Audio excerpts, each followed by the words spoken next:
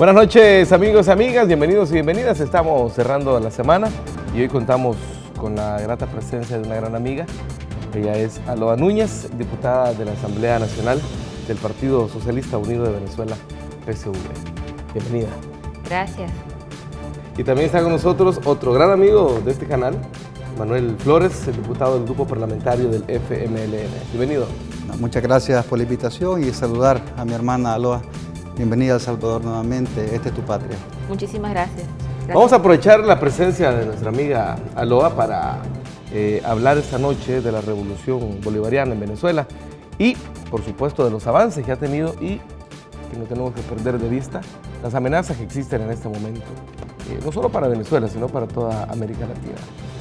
Antes, quiero contarles que este 19 y 20 de agosto se reúnen en San Salvador las comisiones de Derechos Humanos, Seguridad Ciudadana y Salud del Parlamento Latinoamericano y Caribeño, que se denomina Parlatino, a fin de discutir propuestas regionales sobre estos temas. Tenemos una nota que nos ha preparado el equipo de prensa para que nos sirva, ¿les parece?, como punto de partida para esta conversación. Sí, claro. Bueno, veamos la nota. Propuestas de ley para erradicar la trata de personas en América Latina, el combate de enfermedades como dengue, zika y chikungunya, el tema de la migración y la seguridad son abordados por el Parlamento Latinoamericano que sesiona en El Salvador. Nuestra gran meta siempre es tener o leyes modelo que sirvan para actualizar la legislación en cada uno de los países miembros o muchas veces aportaciones legislativas que enriquecen la legislación en los mismos. Insisto, varias son las funciones de los legisladores, que en este caso nos damos cita en estos órganos, digamos, de carácter internacional. Durante 2 días, las comisiones de Derechos Humanos, Salud y Seguridad analizarán la agenda antes mencionada a fin de buscar soluciones integrales y adaptarlas a la legislación de cada país participante. El Parlatino aquí va a discutir temas de vital importancia, tanto de seguridad como de salud y cambio climático. Particularmente van a estar abordando temas sobre una ley marco de medidas para la prevención de las nuevas enfermedades como el chikungunya, el zika, etcétera. Ese es un tema. Y por otra parte van a estar abordando homologación de leyes para el combate al lavado de dinero, el tráfico de personas y el narcotráfico. También se busca conocer experiencias exitosas en temas específicos. La presidenta de Parlatino destacó que en materia de seguridad, El Salvador puede compartir las medidas extraordinarias impulsadas por el gobierno, que según la opinión ciudadana, están dando resultados positivos. Tenemos noticias, además del enorme trabajo que viene haciendo pues los esfuerzos del país y de manera concreta la propia Asamblea Legislativa de aquí de El Salvador, de cómo han venido pues mejorando muchos de estos indicadores. En el pasado sabíamos que El Salvador podía tener hasta 25 muertes durante un día y sabemos que se han estado instrumentando políticas públicas que pueden resultar muy afortunadas y en donde seguramente hoy tendremos la oportunidad de que los propios actores de aquí de este país nos los estén señalando y por supuesto también nosotros de poder señalar las políticas que en cada uno de los otros países de la región se vienen implementando. El Parlamento Latinoamericano, con sede permanente en Panamá, fue creado en 1964 en Lima, Perú, y busca promover la integración y la defensa de la democracia. Bueno, ahí teníamos la nota que nos ha preparado y que nos deja bien claro qué es el motivo de la reunión. Pero para que la ciudadanía conozca un poco más, diputado, para que la ciudadanía pueda darse cuenta más a profundidad, ¿qué es el parlatino y caribeño?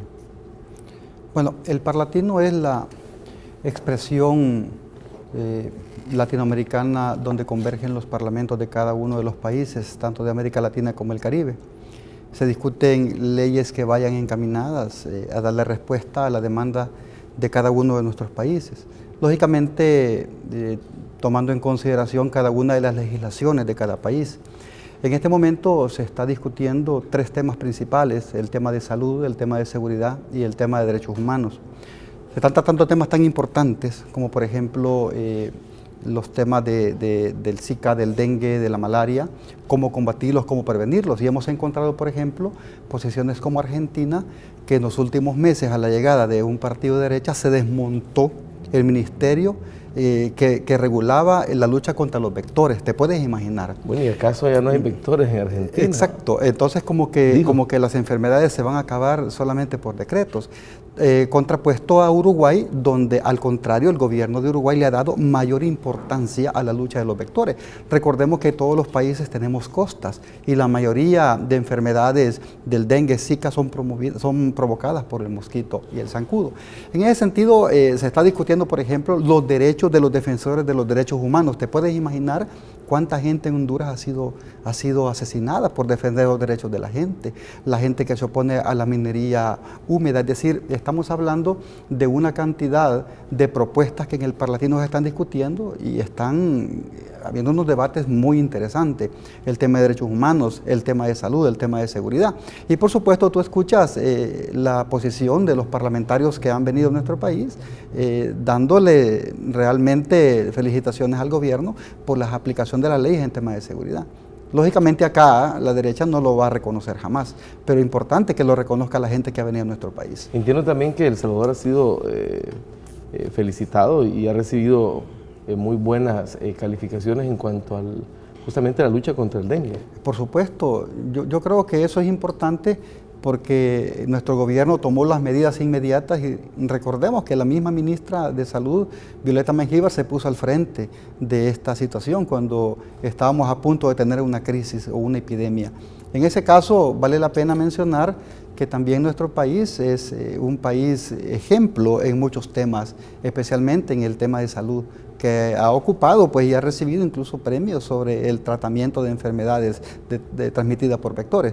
Es importante, es decir, en el Parlatino no se discuten solamente temas de leyes que para mucha gente no es importante, se discuten los pormenores de la vida de la gente, el derecho de los pueblos originarios, de los pueblos indígenas, el derecho de los niños, el derecho de la gente, de los defensores de los derechos humanos. Prácticamente ahora ha tenido buena cobertura mediática. Esperemos que las noticias que salgan ya a partir de mañana sean las noticias de verdad, porque casi siempre se tergiversan las cosas. Sí, lastimosamente estamos tan acostumbrados a eso. Aloha, ¿cómo ha sido tu llegada aquí al país? ¿Cómo te sientes? No, bueno, excelente, ¿no? Primero que nada, un saludo solidario, revolucionario a todo el pueblo de El Salvador. Como siempre nos han recibido con los brazos abiertos, nos sentimos como en casa. Con un gran equipo logístico, un gran despliegue, atendiendo todos los detalles y por supuesto verificando y aportando en cada uno de los temas que estamos discutiendo en estas reuniones, en estas comisiones en las cuales formamos parte, temas, como lo ha dicho el diputado, susceptibles para toda la sociedad, no solamente venezolana, de El Salvador, sino de cada uno de los países, y es precisamente eso lo que queremos, ¿no?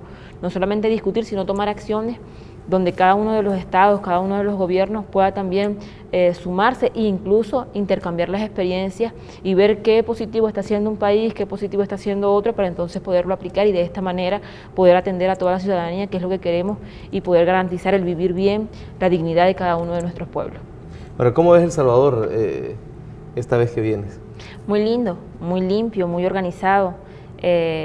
En algunos casos tráfico, ¿no? Como pasa en muchos países, sobre todo en las ciudades, pero creo que cada vez vemos a la ciudad mucho más bonita, a la gente mucho más compenetrada y además mucho más atenta de los temas, de lo que se discute, no solamente a nivel nacional, sino a nivel internacional, y creo que es bien importante porque vemos entonces a una ciudadanía que cada vez está más educada, ¿no? Y que forma parte de la discusión de los problemas que están no solamente pasando, digamos, en Centroamérica, en El Salvador, sino en toda la América, y eso es fundamental porque hacemos que un pueblo esté empoderado, ¿no? Y creo que es parte de la responsabilidad incluso del gobierno, de ir, discutir con la gente, que esté atento de lo que está pasando en cada uno de los países, es fundamental porque hace que el pueblo tome posesión de ello y también trabaje para solucionar los problemas. Definitivamente que empoderar a la gente es lo mejor que puede pasar, porque si ciudadanía y gobierno trabajan por el mismo objetivo, la cosa funciona mejor. Ahora, ¿qué resultados esperan ustedes como delegación venezolana de las reuniones que se están dando en las diferentes comisiones? Fíjate, bueno, uno, por supuesto, aprobar los diferentes instrumentos que estamos allí discutiendo, pero sobre todo que se tomen en cuenta las observaciones de cada uno de nosotros, ¿no? Estamos tocando temas bastante sensibles, como es el tema del Zika, del chikungunya, pero hoy hablábamos que no solamente establecerlo como una responsabilidad individual, sino más bien todo el papel que debe jugar el gobierno, las instituciones que llevan la rectoría en el tema de salud para la prevención, para la educación de cada una de nuestras poblaciones, porque sabemos que el mejor método para curarnos o cubrirnos de estas enfermedades es tener la prevención, es tener la educación, la formación, y creo que ahí es donde tenemos que esforzarnos y hacer un gran trabajo todos en conjunto. En el tema de seguridad ciudadana, la seguridad pública, ¿qué esperan ustedes? Bueno, allí por supuesto el esfuerzo y el trabajo que podamos hacer en conjunto desde los parlamentos y conjuntamente con cada uno de los gobiernos es fundamental. Es un tema que además es susceptible para todos y todas, ¿no? Allí no tiene el hecho de la seguridad ciudadana, el respeto a los derechos humanos no tiene que ver ni siquiera con ningún partido ni con ningún color, le corresponde a toda la ciudadanía, ¿no? Y es precisamente lo que queremos tocar en el Parlamento, y allí, lo decía el diputado, debe haber el reconocimiento en los países donde hemos avanzado, en los países que estamos trabajando por brindarle seguridad a nuestro pueblo, por garantizar la participación, por garantizar los derechos humanos de cada uno de nuestros ciudadanos.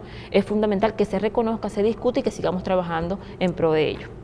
Listo. Diputado Flores, ¿cómo esperan que sea expuesta la situación que está pasando en nuestro país en cuanto a los resultados que han tenido las medidas extraordinarias que se han aplicado desde diferentes instancias del Estado, Asamblea Legislativa, Gobierno? Bueno, yo creo que es importante hablar con claridad.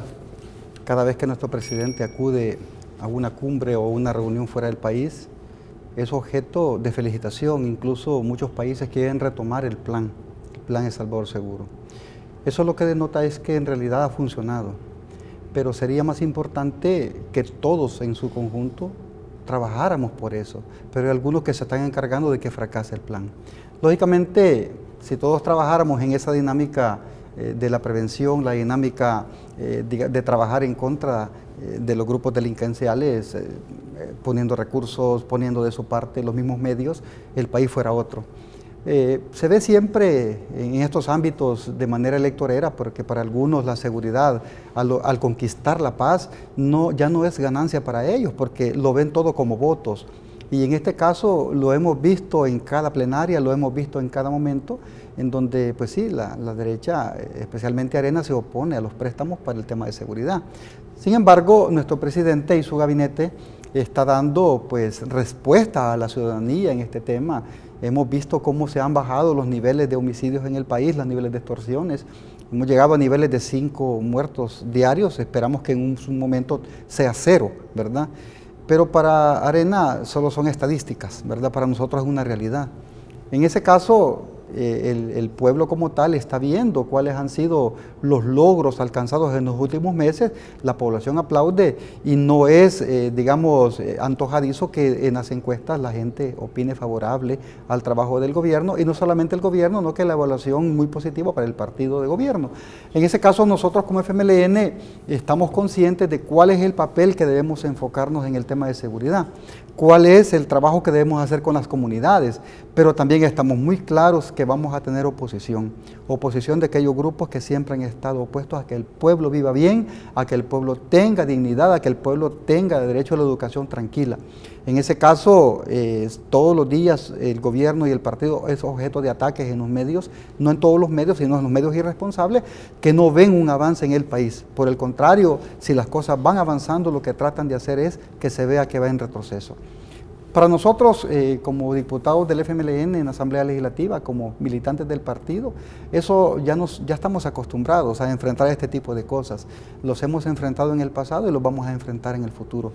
Ahora, ¿qué expectativa tienen ustedes como grupo parlamentario de la segunda fase de las medidas extraordinarias? Lógicamente, ahora viene una fase de reinserción, una fase, digamos, de darle opciones, porque no solamente se trata de reprimir. El presidente ha sido bien claro, van a haber opciones para aquellos que quieran dejar de delinquir, y por supuesto que se están preparando condiciones. Tú te diste cuenta hace poco que salió una medida para darle a los jóvenes que no estudian ni trabajan una opción, y era una opción de estudio, una opción de capacitación técnica. Fue acribillado. Pero fue... ha causado un gran impacto en la Claro, juventud, por porque... supuesto, sí. Parte de esos proyectos y esos planes y programas que se están impulsando se están viendo en los bajos niveles de delincuencia. Lógicamente, al joven hay que dar la opción para que pueda estudiar una carrera técnica, una carrera profesional, que pueda tener un empleo. Pero acá la derecha lo único que hizo fue darles opciones de ser delincuentes. Recordemos que nosotros heredamos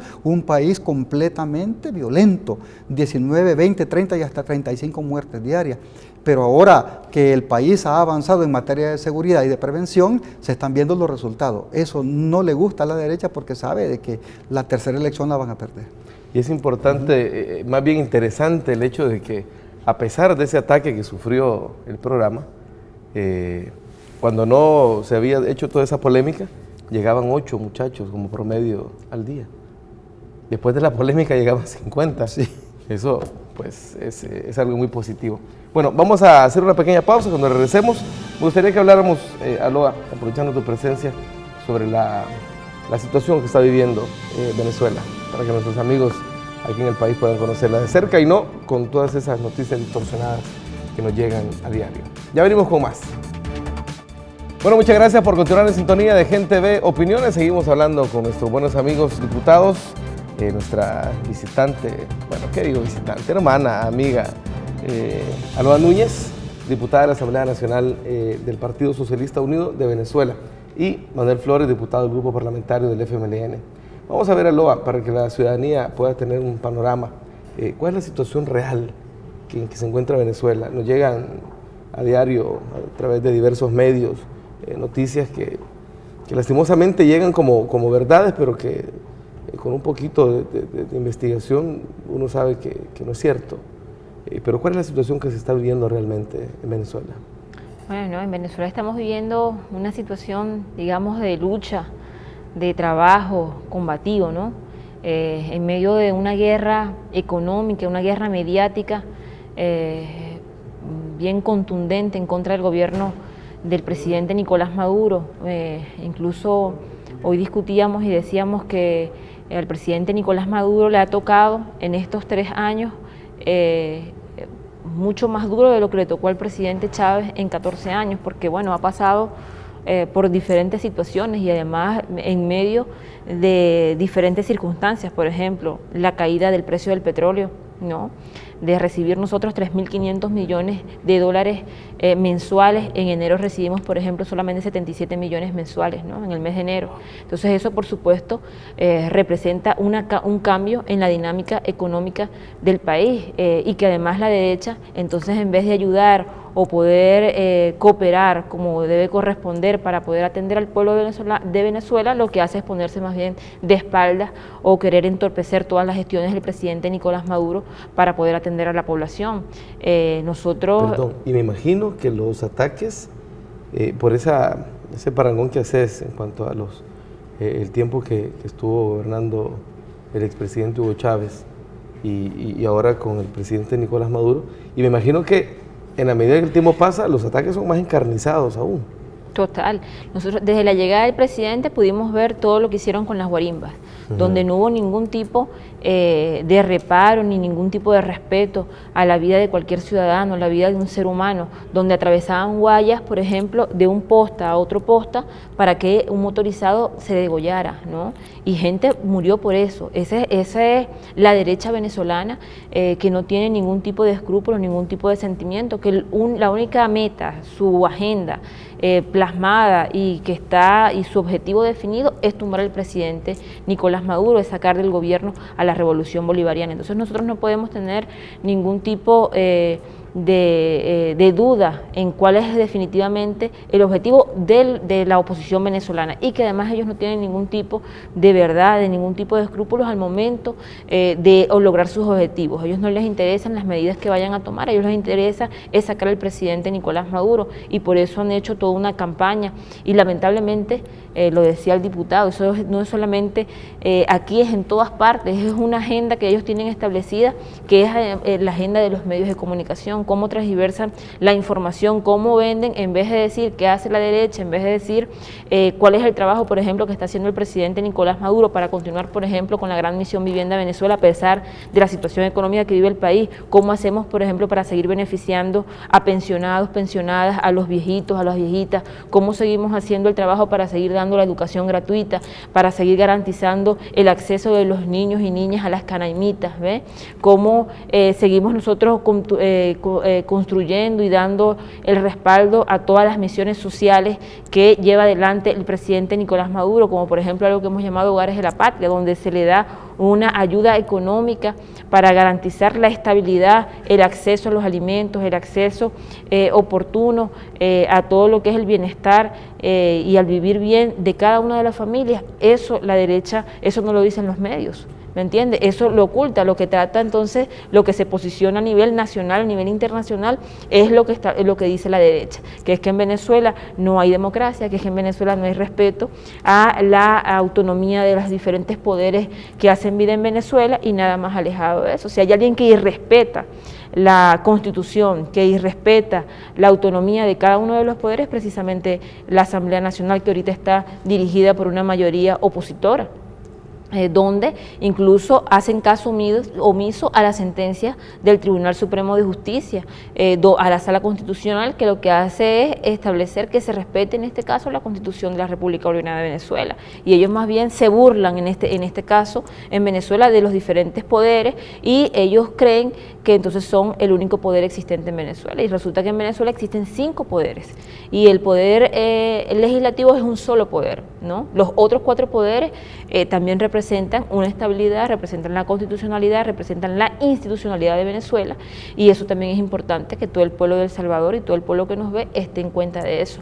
Nosotros estamos y tenemos una gran fortaleza, lo tenemos que decir, y por eso yo decía ahorita lo importante que es empoderar al pueblo, ¿no? En Venezuela hay un pueblo consciente, un pueblo claro, que gracias a ese digamos, a esa voluntad que tuvo siempre nuestro comandante eterno, como lo llamamos, Hugo Rafael Chávez Frías, de informar, de comunicar, de en cada momento que tenía una posibilidad de comunicarse con el pueblo de Venezuela a través de los medios de comunicación, en persona, en las diferentes actividades, hablaba siempre de la formación, siempre empoderando al pueblo, siempre dejando claro cuáles son los derechos que tenemos en nuestra Constitución, cuáles son los derechos que tenemos en las diferentes leyes que logramos concretar en todo este proceso revolucionario, para que el pueblo entonces sepa defenderse, para que el pueblo esté claro y no se deje manipular.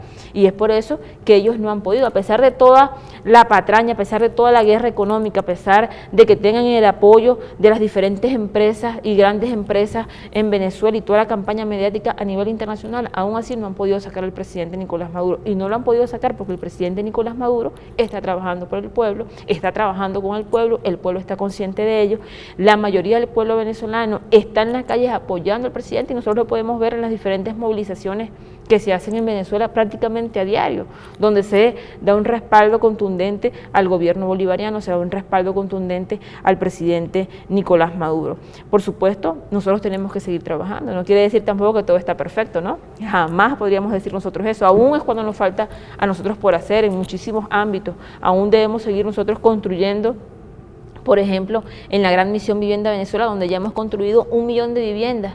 Este año tenemos la meta de 500.000 viviendas y tenemos que construir, llegar a 3 millones de viviendas al 2019. Por supuesto que nos falta mucho por hacer, y eso lo tenemos que hacer con el pueblo, lo tenemos que hacer el gobierno, todos unidos trabajando, y por eso es que es importante que el pueblo siempre esté informado, esté consciente, esté empoderado, asuma también la responsabilidad para poder salir adelante todos juntos. De ahí el centro que tuvo el Foro de Sao Paulo, ¿no es cierto, diputado?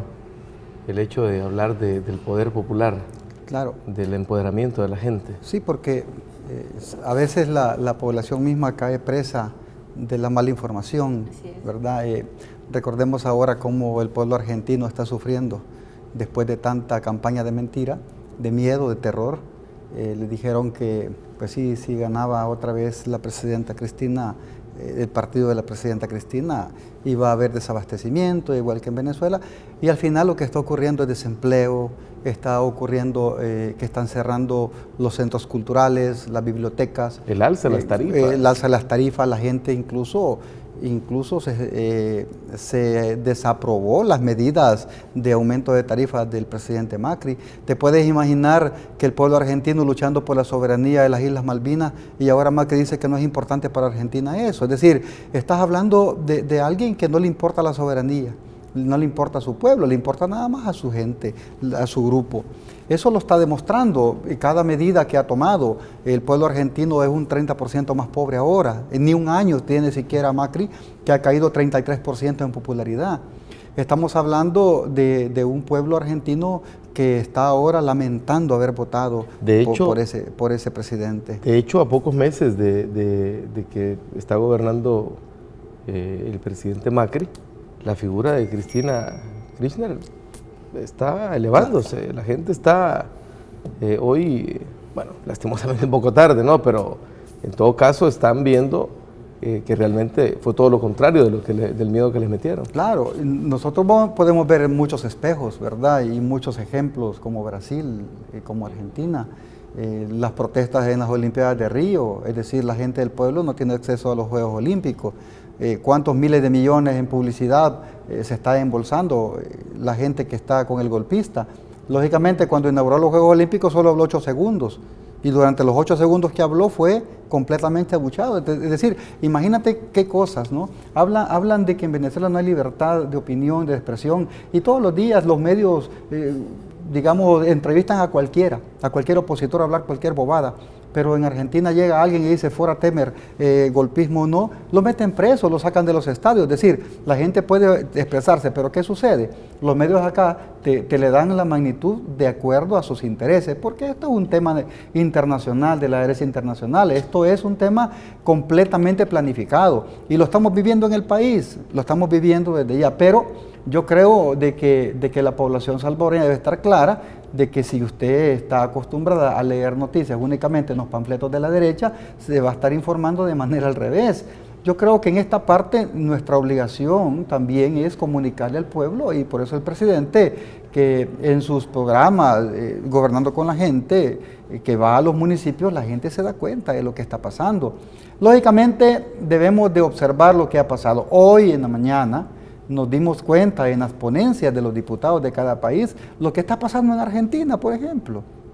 Están desmontando todos los programas de beneficio a la población, completamente todos los programas que la derecha aquí le llama despilfarro, le llaman despilfarro a los paquetes escolares, le llaman despilfarro a los zapatos, al vaso de leche, eso le llaman despilfarro. Para nosotros eso se llama dignidad, porque el niño vaya con zapatos a los centros escolares.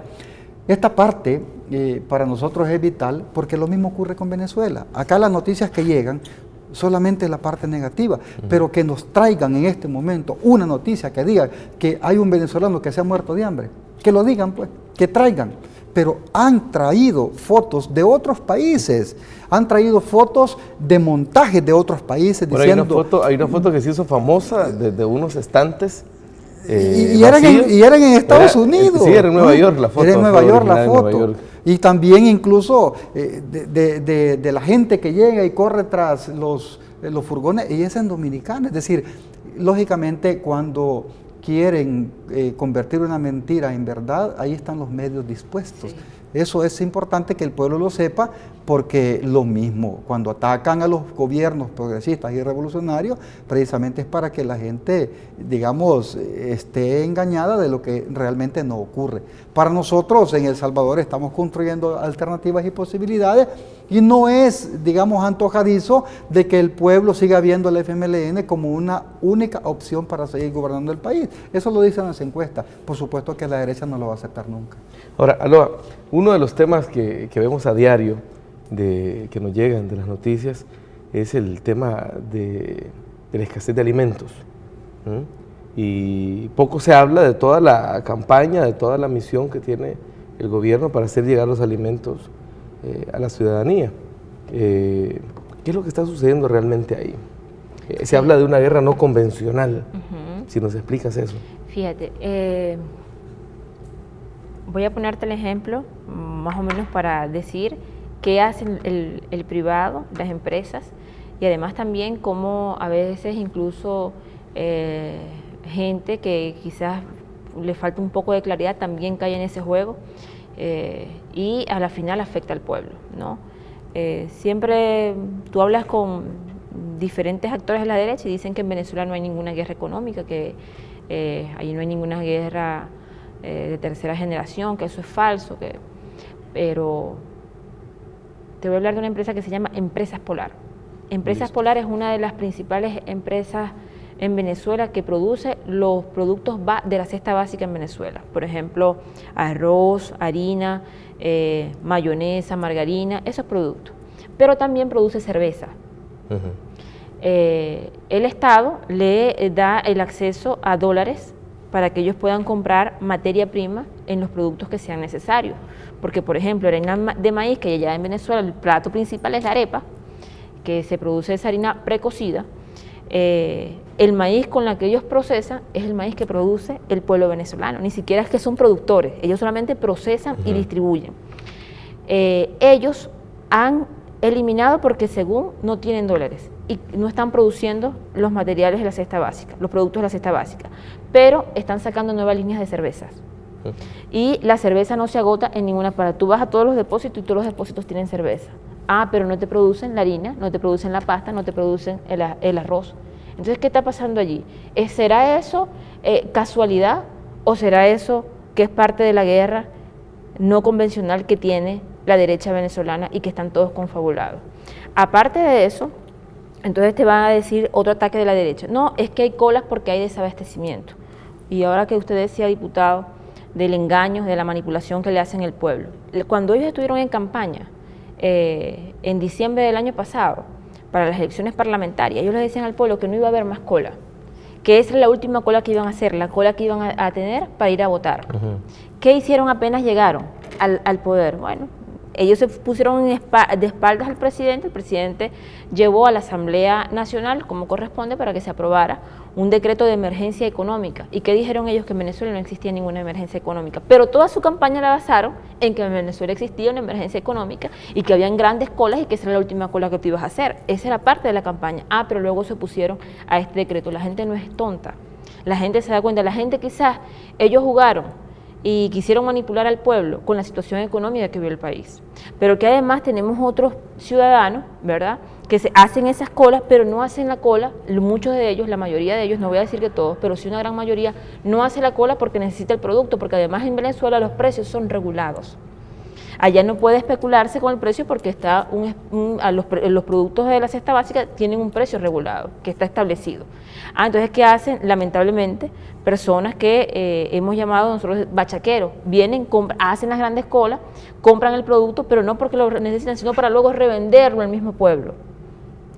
Entonces, por supuesto, crea toda una opinión, además eleva todos los costos, eleva la inflación y es parte de ese juego, es parte de esa manipulación que hay en Venezuela. Entonces, es bien complicado, es un tema bien complicado donde el presidente está haciendo un esfuerzo bien inmenso para, uno, poder garantizar el acceso a los productos. Entonces, bueno, como la distribución, el canal de distribución lamentablemente no depende del Estado, en este momento es una falla que hemos tenido, es algo que tenemos que corregir, es parte de la autocrítica que incluso nosotros tenemos que asumir, entonces ha tomado con el Poder Popular ahora un canal de distribución donde nosotros semanal, quincenalmente en cada una de las comunidades se distribuye comidas y se garantiza familia por familia los productos de la cesta básica, lo que no quiere decir los productos de los que no son de la cesta básica tú lo puedes adquirir en cualquier parte. Y entonces estamos garantizando ahora que el producto llegue directamente a la comunidad. Eso te iba a decir, vi en una noticia que ya no están haciendo centros de distribución, sino que va directamente, claro, porque es lamentable. A veces nosotros, y es parte, además de la formación, la formación de conciencia, la formación política que tenemos que tener permanentemente en nuestro pueblo para que no caigan estos niveles, lamentablemente que lo que hacen es corromperse, lamentablemente lo que hacen es dañar al pueblo venezolano por a veces intereses propios, intereses personales, sin pensar en el prójimo, sin pensar en el otro, ¿no? Y entonces yo pienso solamente en lo que yo voy a ganar por y entonces lamentablemente hago daño a la mayoría del pueblo venezolano. Y ahí estamos nosotros garantizando el alimento casa por casa. Bueno, tengo que hacer otra pausa. Ya presiento que el programa no va a ser suficiente, pero igual tengo que hacer una pausa porque tenemos importantes mensajes para ustedes. Ya venimos con más. Bueno, seguimos conversando con dos buenos amigos esta noche, Aloa y diputado Flores. Vamos a ver, pero no todo no todo es negativo, no todo es esa guerra de tercera generación. En medio de toda esa guerra mediática, el gobierno venezolano ha anunciado un aumento del 50%, oigan bien, del 50% al salario mínimo a partir del siguiente mes, de septiembre, con el cual se beneficiará a 11 millones de trabajadores y trabajadoras venezolanas. ¿Qué impacto tiene esta medida en la actual coyuntura que vive Venezuela? No, excelente. El pueblo venezolano además lo ha recibido con mucha alegría, con mucha satisfacción y además reconociendo el esfuerzo que hace el presidente Nicolás Maduro, porque fíjense que si fuese, ¿qué está pasando? Y volvemos a citar quizás lo que pasa en otros países, pero es importante que nuestro pueblo vea con claridad la forma de actuar de los gobiernos de derecha y de los gobiernos de izquierda. En medio de las situaciones económicas, ¿qué hace Brasil y qué hace Argentina? Votar a la gente, eliminar las pensiones, disminuir las pensiones, no dar más, todo lo que tenga que ver, como lo dicen ellos, gasto social, todo eso va eliminado, va recortado. Mientras que en Venezuela, al contrario, más bien vamos garantizando, para nosotros lo principal es que el pueblo tenga el acceso a los alimentos, que el pueblo tenga la estabilidad económica, la estabilidad social que merece, y por eso entonces garantizamos un sueldo acorde a las necesidades, un sueldo que pueda garantizar la estabilidad social, la estabilidad económica, la estabilidad mental incluso de cada una de las familias en Venezuela. Además garantizamos la continuidad de las grandes misiones, la continuidad de la Gran Misión Vivienda Venezuela, y así cada una de las que estamos desarrollando en Venezuela. Es definitivamente el compromiso del gobierno bolivariano para atender y garantizar la estabilidad de todo el pueblo venezolano, y estoy seguro que es los esfuerzos que se hacen aquí también en El Salvador, que hacemos en los países progresistas, lo que no pasa lamentablemente en los países donde están gobernados por la derecha, donde más bien vemos que se atropella a todo tipo, a cualquier ciudadano, no se respeta ningún tipo de característica, de la posibilidad de que una familia pueda tener un anciano, un mayor, un adulto mayor, como llamamos nosotros, tenga acceso a su pensión, sino que más bien ahora es reducida y más bien se la quitan. Es parte, son las diferencias. Ahora, justamente hablando de las diferencias, diputado Flores, aquí en el país los sectores privados se oponen al aumento salarial. Incluso, bueno, hemos visto esa alianza que hubo, ese acuerdo que hubo entre el sector empresarial y laboral representados en el Consejo del Salario Mínimo, aprobando un incremento risible, que todo el mundo lo ha visto indignado. No, por supuesto, eso es lo que expresa la diputada, tiene toda la razón. Y lo hemos visto, lo que ha ocurrido en Brasil y en Argentina, están bajando salarios, imagínate, están perdiéndose las conquistas sociales. Y además acá en el país, traigámoslo para acá y hagamos una comparación. 11 centavos al día querían subir, 11 centavos al día, salario mínimo. Bueno, una tortilla, decía alguien, 2 tortillas. Pero cuando hablan de que son los representantes de los trabajadores, realmente no lo son. No son representantes de los trabajadores, son traidores a la clase trabajadora los que hicieron y apoyaron esa propuesta.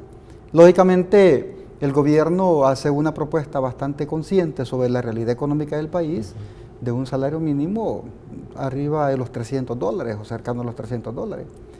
Eso para nosotros es importante porque tampoco es suficiente. Nuestro partido está claro de que la situación económica de nuestra gente tiene que ir en aumento y por lo tanto lo que necesitamos es tener buena seguridad y mayores inversiones. Eso comienza con darle a los órganos de seguridad mayores herramientas para combatir el crimen y que venga mayor inversión. Pero la derecha hace lo contrario, no apoya ni uno ni otra cosa y además no apoya a los trabajadores. Pero lo más triste es escuchar a los supuestos representantes de los trabajadores defendiendo el aumento de 11 centavos, justificándolo, por Dios santo. En esa lógica comparemos cuál es el trabajo de un gobierno revolucionario como Venezuela y un gobierno de ultraderecha como Argentina y un gobierno golpista en Brasil, y traigámoslo para El Salvador, cuando un gobierno progresista como el del presidente Salvador Sánchez Serén, hace una propuesta de aumento del salario mínimo y la derecha se encarga de sabotearlo y, por supuesto, mandar a sus designados a decir no, porque no hay dinero. Lógicamente, cuando uno investiga, se da cuenta de que el capital de estas empresas grandes está fuera de este país. Eso, para mí, es alta traición a la patria. ¿Y precisamente por qué? Porque no le están apostando al desarrollo de nuestro país y por el contrario lo atacan. Y en esa parte del salario mínimo, para mí escuchar, por ejemplo, que en Venezuela le van a subir el 50% del salario mínimo, ya quisiera ver a todos esos tuiteros y a esos troles qué es lo que van a sacar. Lógicamente la gente a veces también lee en las redes sociales las opiniones negativas, pero recordemos que una sola persona en este país maneja casi 400.000 cuentas. Lógicamente estamos hablando de una situación falsa de opinión. Para mí y para el partido es un ejemplo lo que Venezuela está viviendo. La supuesta crisis se ha convertido en una fortaleza para el gobierno de Nicolás Maduro. ¿Por qué? Porque le está dando respuesta a la gente que mucha engañada votó por la derecha. Eso para nosotros es importante porque viene la vuelta de la moneda. Es importante valorar que la gente en Venezuela ha tenido muchas elecciones. El Partido Socialista las ha ganado todas en condiciones para todos de igualdad. Lógicamente, cuando las ha perdido, las ha reconocido, pero en nuestro país no las quisieron reconocer y se atrevieron a decir que nuestro presidente era ilegal, lógicamente siguiendo un argumento que hasta este momento continúa. Y hubo incluso expresiones incendiarias. Por supuesto, imagínate incluso cuando el perdedor candidato de Arena llamó a un golpe de Estado, llamó a la Fuerza Armada a tomarse las calles. Y lógicamente, de manera responsable, el ministro de Defensa, con todo su, digamos, Estado Mayor, salió diciendo, aquí se va a respetar la Constitución y punto. Por eso no lo perdonan y lo están atacando. Esa es una realidad. Lógicamente, hagamos una comparación de las condiciones en Venezuela, porque, por ejemplo, imagínate lo que nos dicen. La mayoría de empresarios de derecha trafican para Colombia los productos. ¿Cuánto cuesta una libra de arepa en Venezuela? Anda a comprarla a Colombia, ¿cuánto cuesta? 10 veces más. Esa es una realidad.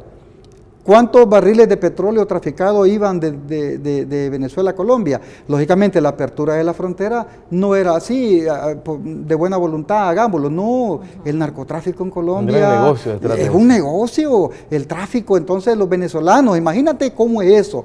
El gobierno venezolano le subsidia con los dólares a la empresa privada y la empresa privada trafica en contra de su pueblo y lo vende a Colombia. ¿Y qué es lo que hacen muchos venezolanos? Van a Colombia a comprar su comida, que debería de costarle $1, le cuesta 10 en Colombia. Esa es una realidad, pero acá jamás te van a sacar esa noticia. Te la ponen al revés. Te la ponen al revés. La comida de Venezuela la están comprando en Colombia. Esa es una realidad. Entonces, esta asonada de la derecha ya está en nuestro país. Lógicamente, acabamos de enfrentar una situación difícil y no estamos lejos. Oigan lo que les digo, pueblo, no estamos lejos de enfrentar un desabastecimiento en los superselectos. Recordemos que el dueño es uno de los posibles candidatos de Arena. Esa es una realidad. Preparémonos porque esa es parte de la campaña. Y solo voy a decirle lo siguiente, no olvidemos la campaña nefasta de Arena durante las presidenciales. Diciendo lo siguiente, no va a haber papel, no va a haber pollo, no va a haber, si el frente gana, no vendrán remesas, se van a romper relaciones con Estados Unidos y punto con punto SB. Al final, ¿qué ha pasado? No ha pasado nada. Falso. Hay más remesas, se aprobó Fomilenio 2, las relaciones con Estados Unidos se mantienen igual y lógicamente hay papel, hay pollo, hay más comida. Entonces, ¿cuál es lo que yo quiero llegar? Juzgue quién miente. El presidente dijo, a todos los niños se les va a garantizar esto, uniformes, zapatos, y la derecha que decía, es mentira.